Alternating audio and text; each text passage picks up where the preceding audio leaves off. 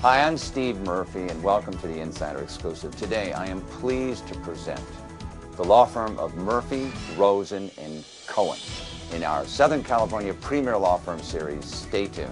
I handle a variety of cases. Really, I guess my core emphasis is on financial-related cases. I was a CPA for several years before I went to law school. So I handle insurance coverage cases, intellectual property cases, and then any really kind of a business case where there are financial-related issues. I think Bob and I, in this respect, think a lot alike. We look forward to going to trial, where a lot of lawyers, whether it's criminal or civil, don't know how to try the case, don't know how to put a case together. And I think when you are looking for a favorable result, whether it's suing someone over money or trying to stay out of jail for as long as possible, what you're looking for is leverage. And sometimes that leverage comes with being prepared, going to trial, being able to raise an issue at trial. So that's how I focus my case. My first thought is, what's going to happen in this case at trial? And then I try to work back from there.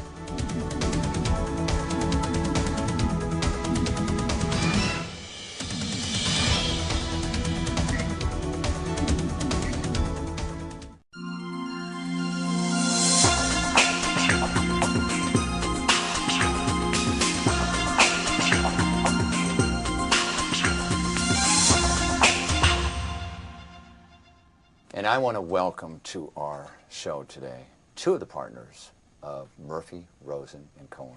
Welcome to the show. Good morning, Steve. This is Philip Cohen and Bob Malin. Bob Malin. I understand you have two different practice areas, right? Yes, that is. Yours is criminal and yours is business litigation. Correct. And you're well known in the criminal area, aren't you? That's what they tell me. What kind of cases do you generally handle? About 75% of my cases usually revolve around narcotics, either state and federal, both in California, LA area, and other cities around the country.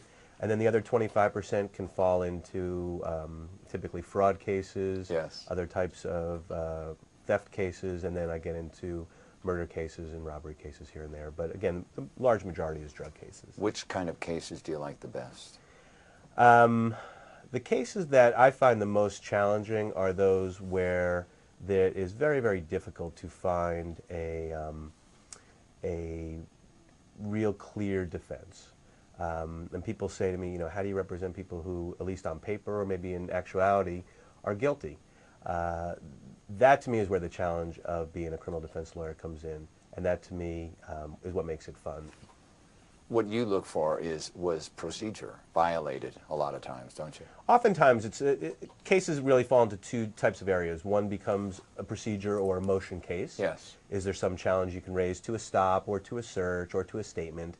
And then one becomes a trial or really a factual case. Right. Can I make an argument and not be laughed out of court by the jury as to whether there's questions as to innocent or guilt? Right.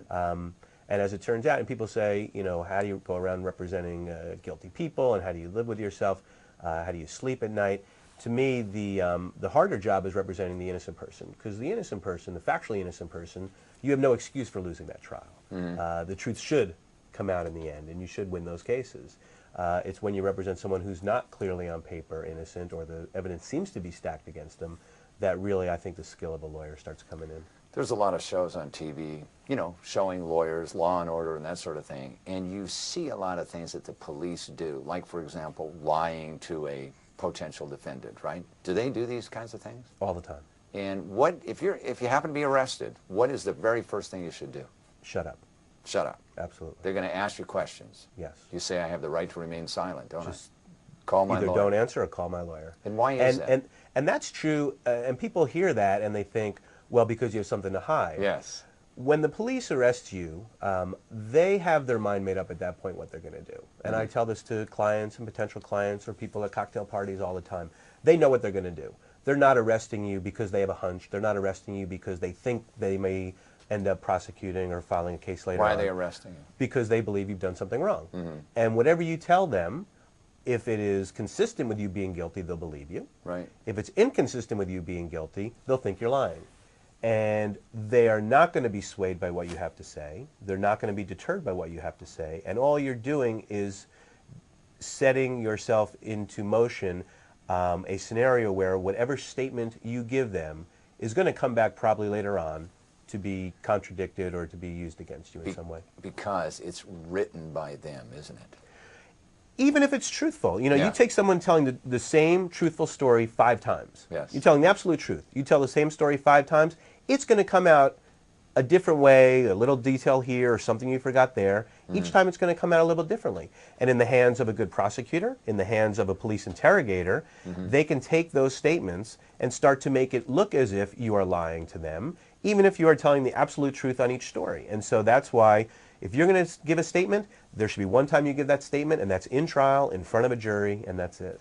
There's some people that are going to be watching this show that don't know what the third strike law is, and I understand that you had one of those thrown out. What is the third strike, and what should people look at? In California, we have what's called the third strike law, which starts to define those crimes which society has said are so violent or so serious that we need to give additional deterrent to people from doing them. Yes. If you have one strike, and a strike can be anything from the low end is really a residential burglary, breaking into someone's house. These are felonies. Is a felony. Okay. All the way up through murder, rape, robbery. All those crimes are considered strikes.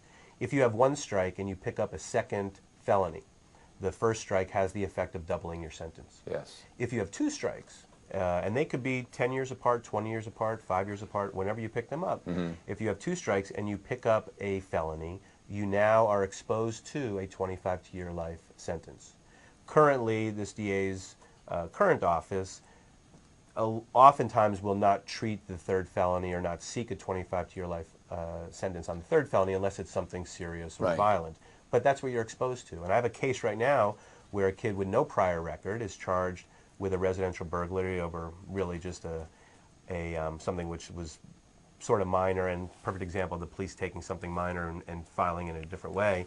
And I've told him in no uncertain terms, if you end up pleading guilty to any type of burglary in this case, it's going to stay with you forever. He's 23 years old, and that will never go away for purposes of the strike law in California. Right. So people need to be obviously very, very concerned and very, very informed about the effect not just of pleading guilty this particular case, and I'm staying out of jail in this particular case, but what effect a potential strike or a strike conviction will have on you down the road. And oftentimes DA's office will try to play a little Russian roulette with strikes, and they'll say, we'll let you plead to these 2 counts, you'll have 2 strikes, we're not going to give you a lot of time, banking on the fact that they're going to see them a year, a couple years down the road, and they'll have 25 to life hanging over their head. So they can nail it. Are there any cases you won't take? It's funny that you ask that, because I will typically, in voir dire, I'll talk to jurors about how everyone has certain things that really get to them and that they feel very strongly about, and where they may not be a fair juror. Right. And the example that I always give for me is my 2 best friends in the world have 4 paws each. And so I typically tell jurors, and it's true, I would be very loath to be able to remain fair on any type of animal abuse case. So Michael Vicks would not be your client? It would have been a very, very difficult case for me to handle. Not that he called me, but had he... but while you bring that up, give out your phone number in case he wants to call you. In case he wants to call me. I hear he has a new state case pending now, too. So. What is your phone number? It's your firm. And it's our phone number. It's 310-899-3300 is the phone number to our firm. And my cell phone number, This is rare that an attorney's giving out a cell phone number. Well, it's funny. He actually has that on his business card. When I was a young lawyer, knowing very, very little, the one thing I kept hearing over and over again from clients who were represented by other attorneys that I would meet, I can't get a hold of my attorney, I call him, he's never there. And oftentimes people just want to hear nothing's going on, or this is what happened, or we'll be in court tomorrow. So I decided at a very young age to use my cell phone to try to be in contact with people. It's 310-592-6878. And if I'm not in jail or in court somewhere, it is picked up. Okay, good. What is your website, your firm's website? Our website is mrcllp.com, which is Murphy, Rose, and Cohen, limitedliabilitypartnership.com. And there will be a whole litany of cases that I'm working on, and my partners, Paul Murphy, David Rosen, and now Bob Malin are working on. And it tries to stay up to date on current things that we have going. Right. Now, Bob, you're with us today, and you handle a totally different area, don't you? Business litigation, complex cases. What are some of the cases that you handle? I handle a variety of cases. Really, I guess my core emphasis is on financial related cases. I was a CPA for several years before I went to law school. Okay. So I handle SEC actions, I handle insurance coverage cases, intellectual property cases, and then any really kind of a business case where there are financial related issues. And recently you had a big case against Mattel, was it?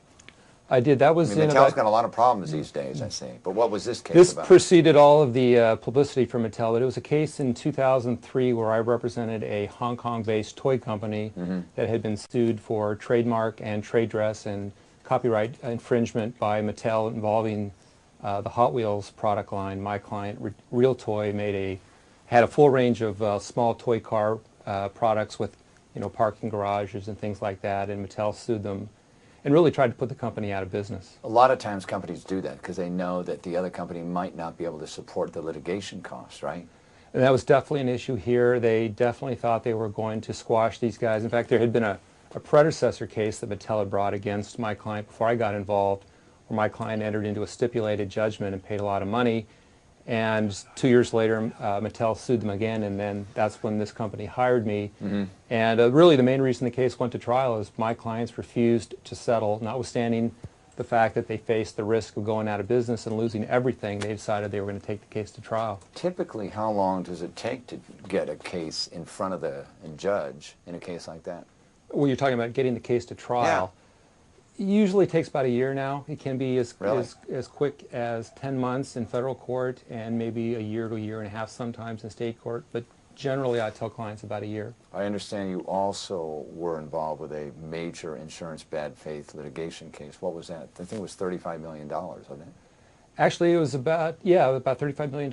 I represented Kmart in a coverage case against National Union Insurance Company. This was about 2 years ago. And resolved satisfactorily. Kmart ultimately recovered about $25 million on the policy after the insurance company had denied coverage across the board. Most insurance companies' policy is we want your premium now and we're not going to pay no matter what your policy says unless you sue us, right? I also represent insurance companies, so I would say that's probably painting all insurance companies with too broad a brush. Well, they have that kind of reputation. They do. I had a case, another insurance coverage case a couple years ago where the judge asked the prospective jurors, has anyone had a bad experience with an insurance company? And everybody raised their hand. And he's quickly rephrased it, has anyone not had a bad experience with an insurance company? Nobody raised their hand. So, but I also represent several very well-run insurance companies that do the right thing and will pay the claim. If what are the names of those insurance companies? Lloyd's of London. Oh, is that right? Okay, good. I also understand you were involved with rather a well-known defamation case. What was all that about?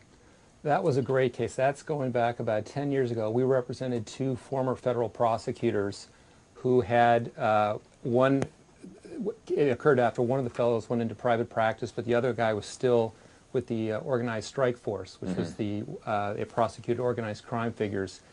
And he had a former witness who thought he had a deal, but was sentenced to many years in prison, and he decided that he was going to try to libel these two prosecutors. And he actually got a full investigation opened up by the Main Justice in Washington, D.C., and they brought in some special investigators. And long and short of it is, this one reporter for the Arizona Republic decided that he was going to make a much bigger story out of the investigation than was warranted, even though these two individuals were completely innocent and were ultimately cleared of all wrongdoing. This reporter from the Arizona Republic ran a story that made it look like they were lying to cover up the story. We took the case over just weeks before trial, after it had come back from the Ninth Circuit on a technical issue, and tried it and won about $1.2 million in damages, which was subsequently affirmed by the Ninth Circuit. Well, it seems like you handle a lot of different kind of business cases, and you handle criminal cases. What other type of practice areas does your firm represent? We handle really any type of litigation that comes up. And when I say litigation, it could be criminal litigation, it could be civil litigation. Bob and I actually right now have a crossover case with a fraud claim against a trust out of Ohio, where he's representing the trust with respect to certain civil issues, and I'm representing the trust with respect to the criminal investigation. But if it's litigation, whether it takes place in the business context, we handle some employment cases that are litigation. We don't do any type of transactional, meaning we don't do any type of contractual negotiation. Mainly courtroom stuff. Yeah, it's the filing of a case. For me, as I see my job, and I think Bob and I in this respect think a lot alike, we look forward to going to trial, where a lot of lawyers, whether it's criminal or civil, don't know how to try a case, don't know how to put a case together.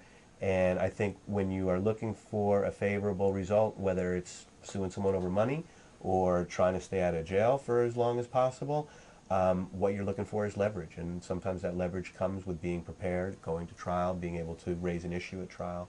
So that's how I focus my case. My first thought is, what's going to happen with this case at trial? Right. And then I try to work back from there. Yeah, one of the reasons we have these shows to begin with is to let the public know, there are very good attorneys out there. You were a super lawyer recently, is that correct? Yes. And let people know that there are good choices out there, that people that care, particularly people who hand out their cell phone number. And I've called you before and you've answered every single time. Unless I knew it was you calling. Yeah, then you didn't answer. Now there is some sort of stipulation on that. Anyway, I want to thank you both for being on the show. Thank you, Bob. It's nice meeting you, yeah. Thanks. Thank you, Phil. Always good to see you. And would you kind of give out your website one more time, please? Sure. It is mrcllp.com. All right. And telephone numbers? 310-899-3300. Very good. Thank you for being with us. Thanks, Bob.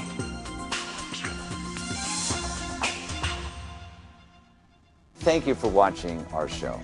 We've enjoyed having you. You can get more information on our shows at insiderexclusive.com. Thank you.